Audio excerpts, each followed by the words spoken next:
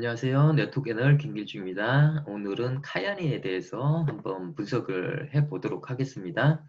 자, 공정거래위원회는 이제 다 들어가실 줄 아시죠? 공정거래위원회에 들어가셔가지고 여기 정보 공개, 다단계 판매 사업자 누르시게 되면은 검색하는 화면이 뜨고요. 여기에 카야니를 입력을 하면 되고요. 카야니 입력해서 검색.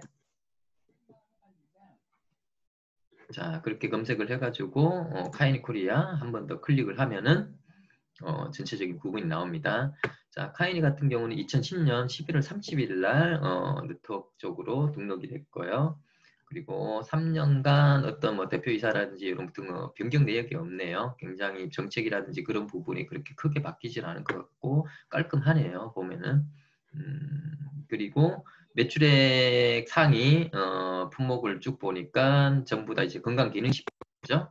건강기능식품 쪽이고 재무제표상 매출액 같은 경우는 161억 원, 한 9년 정도 됐는데 매출액 자체는 161억 원을 기록을 하고 있고요.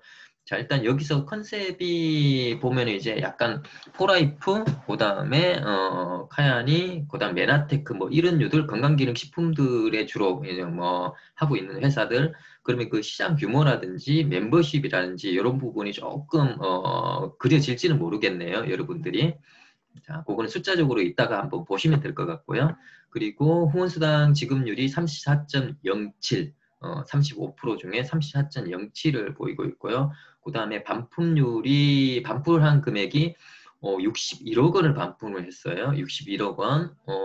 매출액 자체가 뭐 부가가치 포함해가지고 117억인데 여기에 반품한 게 61억이면 반품률이 굉장히 높을 것 같네요. 거의 뭐 35%는 무조건 넘어갈 것 같고, 자, 이거는 일반적인 경우는 아닌 것 같아요. 무슨 회사 안에 속사정이 좀 있지 않을까. 그래서 이런 부분은 이제 오해는 하지 마시고 혹시 주변에 카야니 사업자가 있다면은 한번 물어봐 보세요. 이 왜 이렇게 됐는지. 그러면은 그분들이 그런 부분은 얘기를 해줄 거예요. 이마저마해서 이렇게 됐기 때문에 정상적인 일반적인 부분은 아니고 이런 속사정이 있다고 얘기를 충분히 해주실 수 있을 거예요. 그리고 회원 수는 31,879명, 그리고 수당을 받고 있는 사람은 5,282명, 회사는 적자를 냈네요. 작년도에 적자를 낸 회사고, 그리고 3년간 공정거래위원회에 시정조치 받은 내역이 하나가 있네요. 불완전한 다단계 판매원 수첩 발급. 제가 삼성증권 있을 때 보면 이제 저도 법을 다루는 부서에 좀 3년 반 정도를 있어 봤는데, 거기에 보면 좀 무서운 문구들이 있죠. 뭐 불완전 판매 그런 부분들. 그러니까 쏙 좋은 내용은 아니죠. 불완전 이 부분 자체가 완전이란 부분 반대의 완전이란 말이 있고요. 어쨌든 자, 수당을 받는 사람들의 지급 분포를 봤을 때 상위 1% 반에서 1등 안에 드는 사람 100명이 있다면은 1등 그 정도 이상이 되는 사람들이 보면은 평균적으로 4,500만 원 정도를 받아갔다라고 이렇게 나와 있고요. 그리고 수당받는 사람들의 평균은 111만 4천 원 가량 이렇게 나와 있고요. 그 다음에 이것보다 조금 더 고소득자 그리고 상위 직급들이 포함된 그런 레벨이라고 볼 수 있는 후원수당 지급액을 연 1억 원 이상 받아가는 사람의 수는 4명, 4명이 되고요. 그리고 그 사람들의 평균은 1억 5,600 정도를 받아가고 있네요.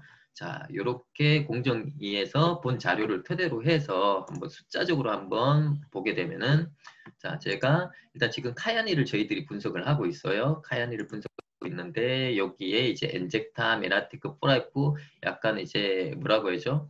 컨셉들을 한번 보고자 엔젝타는 약간 다르긴 다르죠. 커피나 이런 부분들 그런 부분이 조금 알려져 있는 그런 회사인데 건강기능식품 쪽으로도 나름 제품력 괜찮아요. 엔젝타 같은 경우도 여기 카이니도 마찬가지고 메나테크 굉장히 잘 알려져 있죠. 글리코 영양소로. 그리고 포라이프 같은 경우는 트랜스팩터 쪽인가요? 트랜스팩터라는 그런 부분 자체가 굉장히 유명하죠. 잘 알려져 있죠. 어쨌든 건기식 같은 경우 그런 부분을 알려져 있는 회사들인데 일단 매출액을 봤을 때 매출액 같은 경우는 이제 161억 원이고요. 그 다음에 반품이 아까 말씀드린 대로 38% 굉장히 높죠. 속사정이 분명히 있을 거라고 말씀드렸고요. 소비자 비율 같은 경우는 이제 전체 회원수에서 사업자 수당 받는 사람들을 제외한 율 자체를 소비자율이라고 이렇게 뽑은 부분이고요. 그 다음에 객단가들 50만 원, 그 다음에 사업자, 그러니까 수당을 받는 사람들의 객단가, 그러니까 매출액을 단순 나눈 거예요. 그런 부분을 봤을 때 가격대를 조금 가늠을 할 수 있는 부분이 될 수가 있죠. 자, 메나테크 같은 경우는 사업자 객단가, 일반 객단가 꽤 나름대로 단가가 좀 세지 않나 그렇게 생각이 되고요. 자, 카야이하고 비교를 했을 때는 꽤 단가가 좀 나갈 것 같아요. 단가가 나갈 것 같네요. 자, 이렇게 비교를 하시면은 정확한 건 아니지만 가늠을 할 수가 있는 거죠. 전체적인 가격대라든지 이런 부분들 가늠을 할 수가 있고요. 후원 수당 같은 경우는 37.47. 자, 보시면은 엔젝타 37.6, 메나틱 38, 그리고 포어라이프는 33.57. 비슷한 컨셉에 있는 회사들보다는 상대적으로 좀 낮게 지급이 된 부분이에요.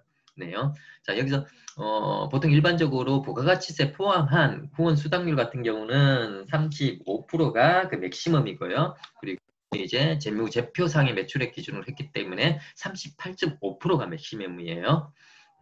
그리고 자, 아까 후원 수당을 받는 사람들의 평균은 114만 원을 말씀드렸고요.